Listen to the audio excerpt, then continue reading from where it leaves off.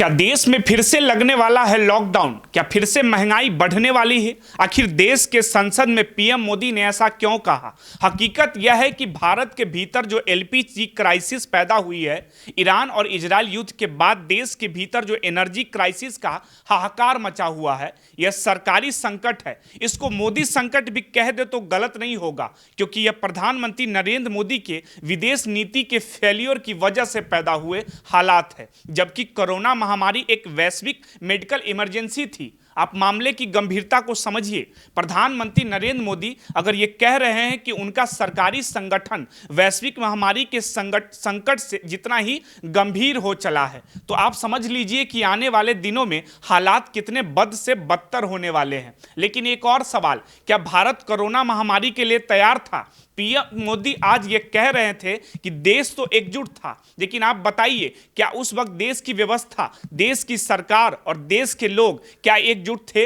हमने तो देखा अस्पतालों के बाहर लोगों को मरते हुए, हमने देखा गंगा के भीतर लोगों की लाश को तैरते हुए, हमने देखा हजारों लोगों को सबों को जलते हुए। भारत उस वक्त भी तैयार नहीं था और यकीन मानिए भारत आज भी तैयार नहीं है। प्रधानमंत्री नरेंद्र मोदी सदन में खड़े होकर कहते हैं कि पहले हिंदुस्तान 27 देशों से क्रूड ऑयल मांगता था, आज 41 देशों से भारत तेल मांग रहा है। लेकिन इससे हो क्या गया? क्या भारत एनर्जी क्राइसिस से जूझने के लिए तैयार है? बिल्कुल नहीं। ये इस बात का खंडन तो पीएम मोदी ने आज खुद सदन के भीतर कर दिया, जब उन्होंने कह दिया कि देश के लोगों को संभल कर रहने की जरूरत है। उन्होंने एक और बात कही। प्रधानमंत्री मोदी ने कहा कि इस देश के भीतर कुछ ऐसे तत्व है जो ऐसे हालात का फायदा उठाने लगे हैं। उन्होंने बॉर्डर सिक्योरिटी की बात की, उन्होंने कोस्टल सिक्योरिटी की बात की, उन्होंने तमाम सिक्योरिटी एजेंसियों को हाई अलर्ट पर रहने की बात कही है। लेकिन क्या यह सवाल प्रधानमंत्री नरेंद्र मोदी से किसी ने सदन के भीतर पूछा कि लाल किले के सामने जो ब्लास्ट कैसे हो गया? क्या किसी ने सदन में पूछा कि पहलगाम हमला कैसे हो गया?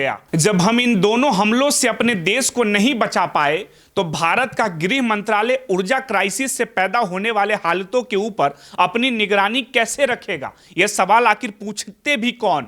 क्योंकि प्रधानमंत्री नरेंद्र मोदी जब आप भाषण दे रहे थे, तब सामने नेता प्रतिपक्ष राहुल गांधी मौजूद थे ही नहीं।